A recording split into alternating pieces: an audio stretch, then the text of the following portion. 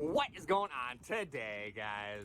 I'm your host D, also known as MTF Doom on Marvel Snap, and today we're going magnet fishing. I hope you enjoy.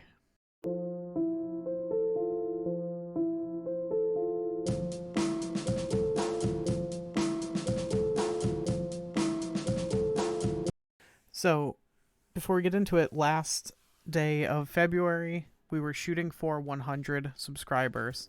We have gotten 137. I thank you all so much. I'm floored, shocked, and amazed every time that number increments, even by one. It is so nice to know that there's people interested in this silly channel. It's really nice. I really appreciate it.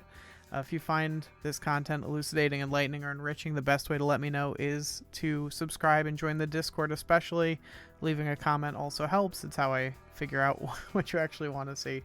Today, we are talking about this deck right here. it's called Magnet Fishing. And the idea of the deck is, well, like, it's just disruptive in a very general sense, right? You've got the Storm into Jessica Jones or Juggernaut, right? Storm, if you don't know, floods a location, so players can only put cards there for one extra turn, and then after that, you can't play cards here. We are able to do lots of kind of interesting things. So the missing card is Aero. I would say Aero is probably necessary for this deck.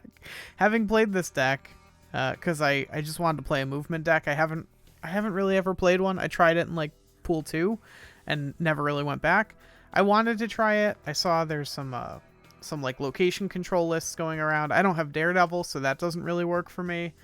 But this slot here, this last slot, kind of does have to be Aero, and if it's not Aero, I don't know if this deck really works. So this is theoretical. I'll tell you what doesn't work. It doesn't it doesn't work with Vulture there. It doesn't work with Human Torch. It doesn't work with Multiple Man.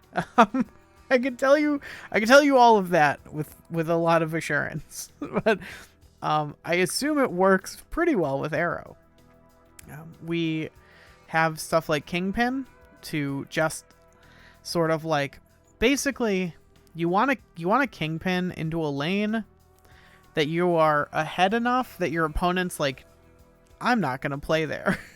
Like, if you just play like an Iron Fist into like a Craven or something, or whatever, just a Polaris, like, you just put a bunch of meat into a lane and your opponent's like, oh, okay, you got it, like, I'm not playing cards there, and then you Kingpin on, like, don't think of this as a 3-4. Think of this as like a 5-4 that lets you play out 2 more energy worth of stuff. This is like kind of like how Spider-Man can technically get played on turn 4, but really Spider-Man's like a turn 5 card. This is kind of the same thing. You don't really ever play this on 3. You kind of don't ever play it on 4. You most often play it on 5, with the idea being like, you play it to the lane your opponent is not committing to, so that there's ample room, so that now suddenly they're like, God damn it, I have to either caveat, if you have Aero, you can play this on 4 if you have Aero in hand. But oh wait, no, you can't. It only destroys it on 6. See, I don't even know how to play Aero. Ignore me. Yeah, but the idea is, because he destroys stuff on turn 6, if stuff moves there, you, like, you want to have plenty of room to move as many cards into that location as possible and not have your opponent fill it naturally. And so if you're in a lane you're already ahead in, you're either going to make your opponent pivot and like have to try to fight you in that lane, and then if they do, we have other tools at our disposal to like mess that up. And then also, like, sometimes on turn 6 you're going to obviously like Magneto into that lane, but sometimes you're going to like Juggernaut one lane and then like Polaris into that lane. And that's like, That can be just as good, because Polaris can pull something into that lane and blow it up, and Juggernaut can just random a card into that lane and blow it up, or just keep you from losing another lane, right? Juggernaut, if you're ahead, just stops you from losing that lane a lot of the time. So that's really cool. Kingpin's a really cool card. Other than that, we are playing just like, okay, we talked about this and I had a comment in a video. Let me see if I can find it, because it kind of got my juices flowing, and I talked about it a little bit in a recent video of like, basically, how good do you need a card to get before you're happy playing it? And a lot of people, oh, I can't find it. I wish I had looked it up, but someone pointed out how like it was in the cards you should be playing. Someone pointed out that like Craven is like a 2/4 is like fine.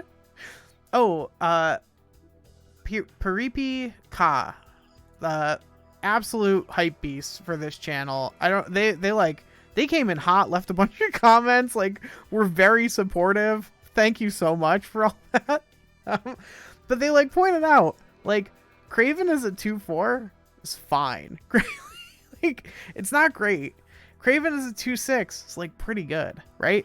And it's, like, everyone wants to play Craven with, like, you know, 3 other cards and then Heimdall and, like, but it's just, like, you just Polaris something into this lane, and then, like, now your opponent has to fight you in this lane, and also your Craven crew.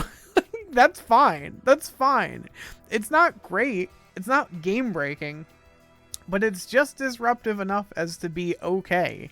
And maybe we're at a point where Marvel Snap has become so optimized that just being okay with what you're doing isn't good enough.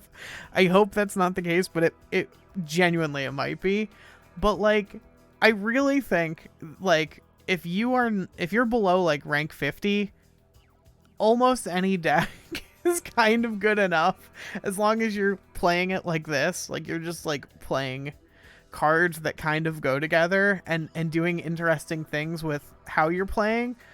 And so like, this is just an offering to you, the like kind of average player of Marvel Snap that's like, yeah, whatever, I just kind of want to have fun, and I hadn't thought of this deck before. So that's it. Oh right, and because we're locking out with flooding, we include Doom, this could also be, what could it be? It could be like Chavez. It could be a lot of things. It could be your 6-drop of choice. This deck is not very budget friendly. I'm sure you've noticed that. Like, I think you kind of really do need like Polaris, Magneto. You do need Aero, and I don't even have Aero. So I don't know what I'm doing here. But yeah, this deck is not budget friendly. Honestly, I'm not doing a great job selling you on this idea, am I? The deck's not budget friendly, and it's not the best thing you could be doing. So why are we here? I don't know. I hope you found my content elucidating, enlightening, or enriching. And if you did, join the ever-growing mass of writhing flesh that is my subscriber base. It's nice. It's nice in here. It's warm. We have such pleasures to show you. I hope you have a great day, and I will see you all tomorrow.